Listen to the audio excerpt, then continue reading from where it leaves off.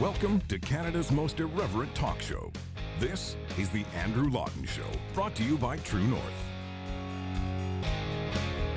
Coming up, Halifax libraries stand for free speech, lockdown double standards, and government prosecution of a church again. The Andrew Lawton Show starts right now. Hello and welcome to Canada's most irreverent talk show here on True North. This is the Andrew Lawton Show, Tuesday, June 1st, 2021. If you are a longtime listener to the show, you know we are all about freedom of speech here. It is the most essential freedom because it's the freedom that allows you to tackle all of the other issues you may want to in a society. There are two dimensions to free speech. One is the legal right to free speech. The government is not going to kick in your door and arrest you for saying whatever it is you want to say. The other, more important dialogue in a lot of ways is the cultural free speech mentality. The idea that we in society uphold the fact that, yes, we can have disagreements, and that is not something to shy away from. That I can think what I think, you can think what you think. Now, we know that this has been under attack. So too has legal free speech. It's when threats against the two are combined together that so many problems tend to happen. Take a look at a lot of the discussion around what the Liberals want to do with the internet. But there's been a bit of a victory for free speech in a way, and I say this with bated breath, understanding that a lot of the time when this happens, people may end up capitulating down the road. In Halifax, there is a push underway to strip a book from the library because a group of activists don't like that book's thesis. The debate involves Abigail Shrier's bestseller, Irreversible Damage, the Transgender Craze, Seducing Our Daughters. Now, I've never read the book. I've read excerpts from it. I've seen interviews with Abigail Shrier. She's meticulously researched her point, and she takes a position that may be different than what a lot of activists think. You can debate the book. You can read it. You can tear it apart if you want. You can do whatever you'd like. But you have to give other people who want to read that book the opportunity to do so if they seek it out. But that's the part that's missing right now. A community petition was launched trying to strip this book from the shelves of the Halifax Public Library. There are activists like Chris Cochran, who's the vice chair of Pride's board of directors, and the transgender and non-binary committee lead. And Chris Cochran says, as a trans person, I'm not going to debate my existence, and this book is definitely debating the existence of trans people. If I can parse that one sentence for a moment, Cochran says they are not going to debate their existence. That's fine. No one's asking them to. Even if it's true that the book debates trans people's existence, which, by the way, is disputed. A trans person here on Twitter, Debbie Hayton, says, no, Abigail Shrier's book does not debate our existence. Halifax libraries are right to carry it, and we should all just ignore Halifax Pride's little tantrum. But going back to Cochran's point, Cochran may think that the book debates their existence, but that doesn't mean Cochran has to engage in such a debate. Cochran can do what presumably has been done since the book came out, which is ignore it or talk about why the book might be wrong, but don't deny other people the right to access it. This is something that is so fundamental and self-evident. And if you look at what actually started this campaign, it was, according to CBC, the person who started the petition noticing that 25 people had placed the book on hold. So 25 people in the entire city of Halifax wanted to read a book. There are 2 copies of it, and that was enough to get a petition because, well, we can't allow anyone to think anything apart from the activist-driven orthodoxy on trans issues or any other issues. But there's some good news to this, I said earlier, and that is that Halifax has thus far not caved. The library is standing firm, saying it will not be censoring the book. Free access to information and ideas is a democratic right of every citizen. Public libraries ensure this right by providing the public with opportunities to participate fully in a changing society through access to a wide range of humanity's thoughts, ideas, information, and expression of the creative imagination. We have assessed the book against Halifax Public Library's collection development policy and the Canadian Federation of Library Associations' statement on intellectual freedom and have made the decision to not censor the book. And the statement goes on to say that the library has a commitment to open dialogue and intellectual freedom, which is critical.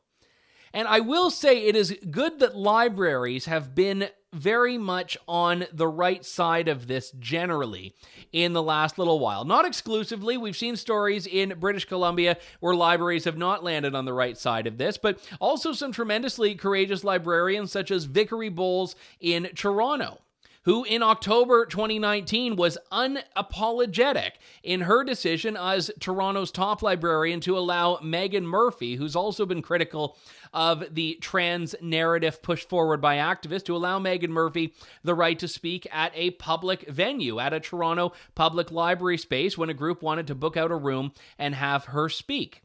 And the cancel mob tried to subject Vickery Bowles to all of its worst, as it does anytime someone says no to them and stands up. But what's notable about this is that people eventually move on. A lot of people who are facing down the activist mobs make the mistake of thinking that the activist mob is actually going to stop whenever it gets what it wants. No. The nature of this mob is that they look for fights. They look for fights anywhere and everywhere, and if they win, they move on. If they lose, they move on. And they may ratchet it up. It doesn't mean that it's going to be easy. But these activists are interested in warfare. They aren't interested in just these little isolated things that they may pick up, that they may talk about as though they're the end of the world. They're interested in the aggregate of all of them. And there's something very important, because these activist groups tend to get a lot of momentum going. And when they get one or two little victories, it tends to balloon into 3 or 4 and 5, and eventually no one can say no, which is why it's so notable when the Halifax Library stands up and says, no, we're not going to censor the book. And eventually, if Halifax holds firm, these activists are going to have to move on. Now, Halifax Pride is, in response to this, boycotting its partnership with the library. It isn't just one or two people connected with Pride that are saying they don't want the book there. The organization itself. Now, I don't know how influential it is. I know Toronto Pride, for example, is tremendously significant in terms of its size and clout. I don't know if that's the case in Halifax. Nevertheless, Halifax Pride has said they will not have a relationship with the library. No library events for its 2021 festival. They won't book any library spaces until this is resolved with some combination of internal review, policy change, and training. So that, I think, is in and of itself revealing. It's not just this book. They want to make sure that no trans-critical book will ever be published in the future, and if it is, that the library will never have it. Now, I want to say something here, and this, please don't take it the wrong way. I am not for a second comparing Abigail Shrier to Hitler. Sorry for the fulfillment of Godwin's law to even invoke this. But I know when book publishers are talking about Mein Kampf, this debate comes up about whether it's important to have as a historic record and not as an endorsement. And I'm actually a firm believer in completeness in that sense. It's important to have access to all forms of books and all forms of literature, because every single book that's written and published is a form of the historical record. You don't need to agree with the point to read the book and to think the book has a right to exist. So if a library were to want to have Mein Kampf, for example, I would not support a Jewish group protesting it, because I would say, listen, that book is a part of history. If you want to start talking about burning books, which is basically the equivalent of trying to strip a book from a library shelf so people don't have the ability to access it, especially since Abigail Shrier's book has been deplatformed from any number of other institutions as well. I think Amazon for a time, perhaps even now, to this point, it's still gone from there. But I say this to point out it is easy. It is very easy for me to sleep at night with my position that free speech is the focal point. Free speech is the goal. And I don't need to debate the contents of individual books. That's the real significant part of this. If you believe in free speech, you don't need to go line by line and audit every single book because you're concerned about the message that book might send. I probably disagree with, 80 to 90% of the books that are out there making a political point or a religious point. I disagree with the Quran because I'm a Christian. They disagree with the Bible because they're Muslim. Jews disagree with Buddhist texts, and Buddhists disagree with Jewish texts, and all of this sort of stuff. Agreement does not have to be the standard to respect something's right to exist. And this is the irony of this, is that a lot of these trans activists are saying they don't think the book should be allowed because it questions their right to exist, which from all the people that have read this book that I've spoken to is not what the book says. But their response is to deny this author's right to exist, deny her voice in the landscape of literature. And good on Halifax Public Library for standing up for it. Just to pivot for a moment to another example of this, there was a story in my city, in London, Ontario, where a principal of a French Catholic school has been canceled and fired 2 years after some incident in which he put on at a cancer fundraiser where everyone was cutting their hair, the hair of a black student to pose for some silly little video. The video went viral in the school, apparently, and 2 years later, in 2021, this happened in 2019, in 2021, Black Lives Matter seizes this, publishes the video, and all of a sudden you've got people from all corners of society calling for this principal to be fired. The school board capitulated. This principal, who had fun with some students a couple of years ago doing something goofy, and it doesn't sound like actually bothered the students whose hair was picked up from the ground. It's not entirely clear because this is all kind of coming back to anonymous sources. But no one seems to be offended in the moment. 2 years later, canceled and fired. The activist mob didn't care about him. They didn't care about this school. They saw an opportunity to use something as a weapon in the war they were already waging. And the sooner we all realize that's what they're doing, the better it's going to be. Back in a moment. You're tuned in to The Andrew Lawton Show. Welcome back to the Andrew Lawton Show. Last week on the show, I talked a little bit about Ontario's reopening plan that doesn't actually involve any reopening. I got a lot of feedback on that, mostly negative. Not negative towards me, but negative towards Ontario, who, just to give you a bit of a refresh on this, the final step in the reopening plan that's been put out says expanding access to indoor settings with restrictions, including where there are larger numbers of people and where face coverings can't always been worn. So yes, Ontario's reopening plan is going to work up to eventually some sports and rec facilities, indoor dining, museums, art galleries, but always with restrictions. And of course, they're not sharing what those restrictions are going to be.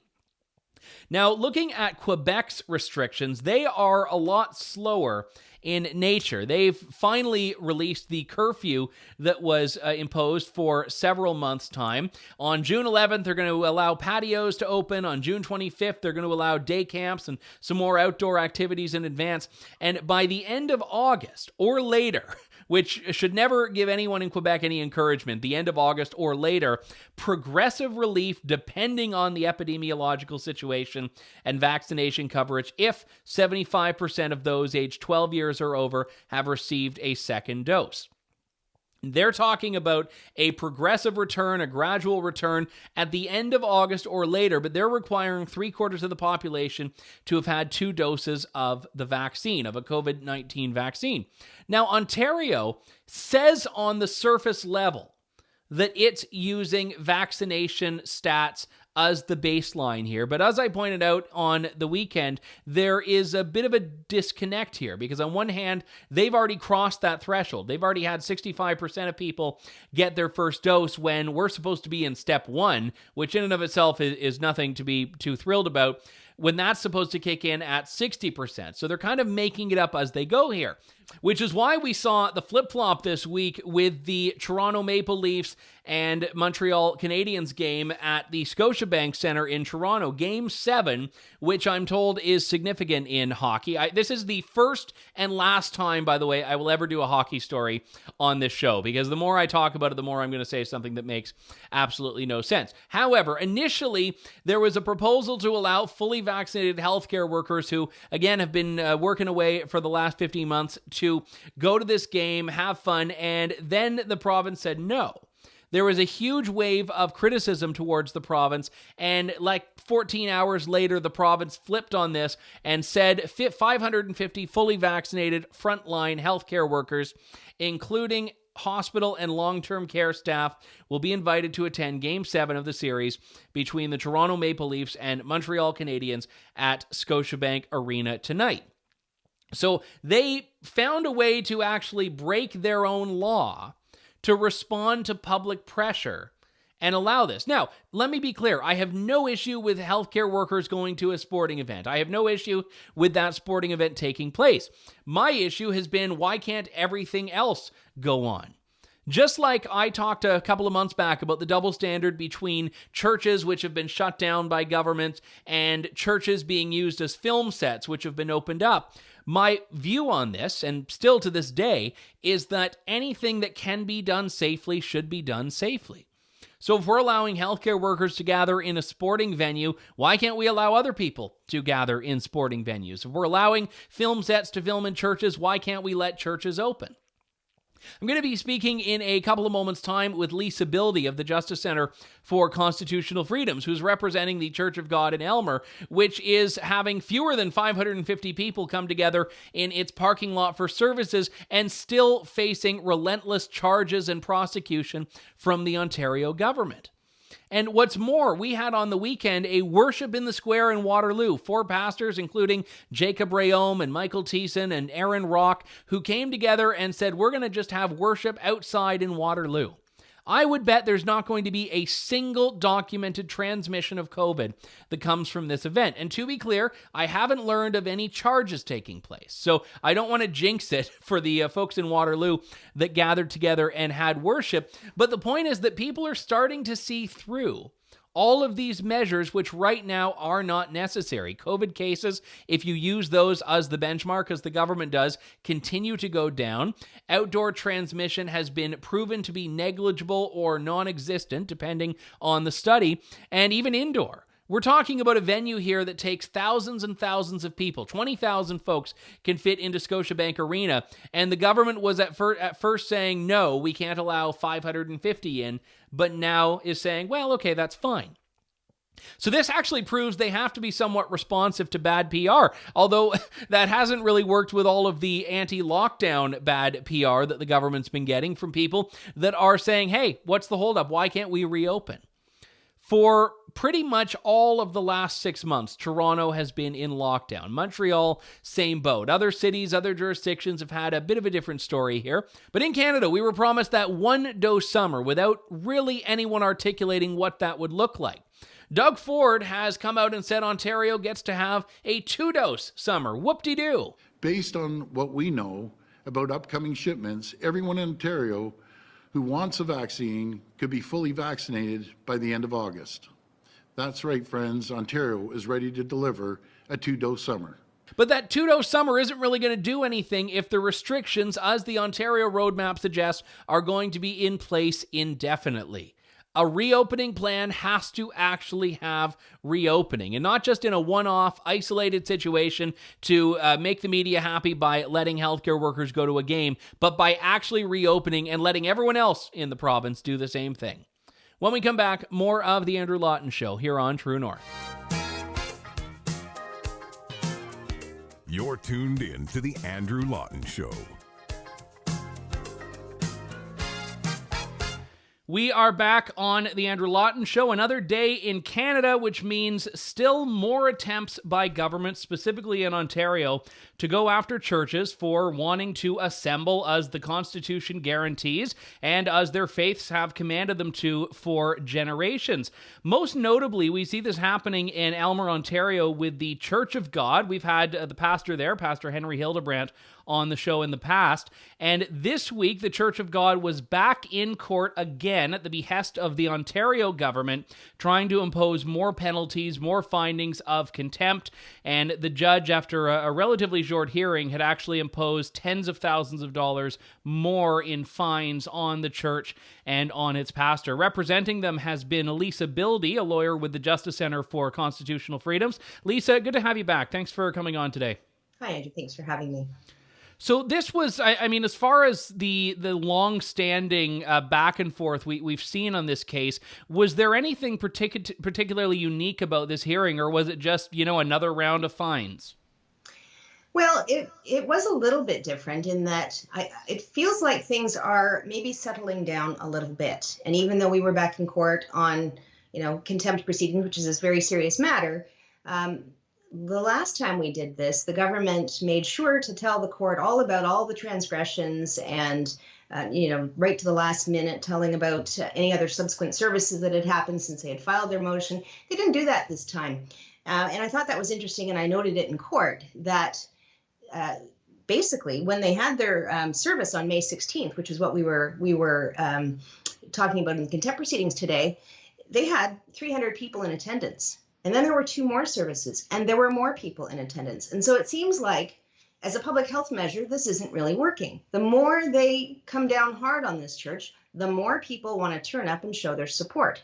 And so, I think it's interesting that it felt a little bit more subdued this time. And I do hope that, especially as we're moving into the summer and things are starting to open up a little bit more, hopefully, and more outdoor services are going to be permitted in the near future, that the temperature will be turned down on all of this.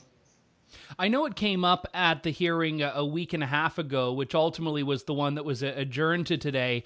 And the judge had mentioned, there's not much more that can be done. We can keep putting these fines on, but if the church is going to keep continuing to assemble and having these services, which are now outdoor, the government has limited means on this. So in a lot of ways, is the government kind of conceding? I know that was the judge that said that, but is the government conceding that this is sort of just going to be this repetitive process, and that might be why, as you've just said, it's losing a bit of steam?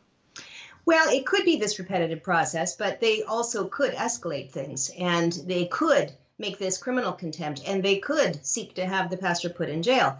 But I think probably most people recognize now, and we've done this a few times in Alberta, it doesn't necessarily solve the problem, and it absolutely hardens people's positions, and in fact probably triggers more people to say, what's going on? Is this really a public health crisis, or is there something else going on? So it's not to their benefit to do it that way. One comment the judge made at the hearing that stood out was that Pastor Hildebrand has positioned himself as, and I'm quoting directly here, the face of the resistance in a way. And then he went on to say there are consequences that must flow from that. And that to me seems to reinforce what you've said in court in the past, which is that the government does really seem to be targeting this particular church. I mean, we've learned of rallies that have been taking place elsewhere for any number of causes that have not raised the ire of the state. But they are continuing, or have been up until this week, to really devote a disproportionate amount of energy on this particular church and this particular pastor. Well, it certainly seems that way, and certainly to him, there have been other rallies, as you know, and in the affidavit that I had quickly scrambled to put together at the last minute before the hearing, when the government had brought this, we talked about this in your last show, the government had brought a motion the morning of the court date that we were supposed to respond to. So I had thrown together an affidavit that had some articles about the recent Palestinian protests. And now, of course, those aren't subject to court order. But the reason they're not subject to court order is because nobody's bothered to ticket them and take them to that level of enforcement. But they have done that with a couple of the churches. And so I've been told, and I didn't raise them in my submissions today, but the judge isn't interested in hearing about what's going on with other protests. We're focusing on this church. Did they violate the court order? And the answer is yes. And so really, the arguments that I can make in this context are extremely limited, and they were, because really it's a kind of an open and shut case. There's an order. They knew about it. They breached it. We're done. But I think that is relevant, and I think it's relevant to the broader question of, if we're trying to preserve the judicial integrity, the judicial system's integrity, the rule of law, we can't have certain rules applying to some people and not to others, because the people who are being targeted are, of course, going to take the position that they're being particularly singled out, that they're being oppressed by it. So it is important in a system that is grounded on the rule of law that there be equality of treatment. Now, I'm not saying that there should be fines for the people who were attending the Palestinian protest. They're entitled to protest. They have a good cause, perhaps, that they want to protest it in their view, or not. I mean, that's part of the living in a democracy. People get to express through peaceful protest their views, and whether you agree with them or not. So, I'm all for them having the right to protest, but there shouldn't be a double standard. I think that's a very important point. And looking forward here, we know that the government has had the doors of the church locked. This is why, I mean, the weather's getting nicer, so it works out well that if the church is very much passionate and dedicated about having outdoor services, it's a little bit more tenable now than it would have been, say, in mid-January. But long term, we're starting to see some restrictions ease in Ontario, and I say that with some reticence, and it's a topic that we've covered in different contexts on this show. But suppose the restrictions lift to such a point that it would be viable and lawful in the government's eyes for the church to assemble inside. Are those locks automatically going to come off? Not automatically, but if we get to the point where we're allowed to have at least 30% occupancy in the building, we have a court-ordered right to come back to court on 2 days' notice in order to try and change the order, and I expect that would be granted.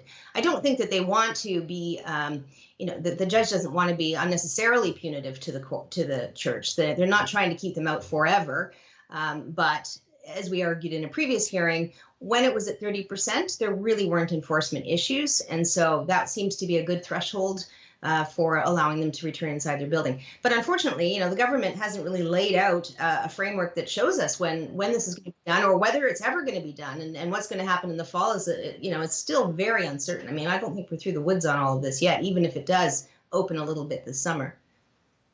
So I guess what is the next step here? I mean, I know you don't want to be in the prediction game necessarily, but from what you were saying at the beginning of the interview, that it seems like some of the heat's coming off. Are you thinking that this is going to continue, this sort of, lifting the foot off the gas pedal, such as it is, from an enforcement perspective? Well, I don't know for sure, and I can't predict, and I don't really want to predict. As you say, it is hard to know. It seems like maybe people all need a breather all around. We all recognize that things are escalating, and it doesn't go anywhere good. I mean, from the church's perspective, the more they're enforced against, the more people come out. So maybe it's to their benefit on some strange level that more people come out, and as Pastor Hildebrand has said in his services, they're coming and they're finding Christ, which is his job. His job is, as he sees it, is to save souls, right? So the more people who come out, the better.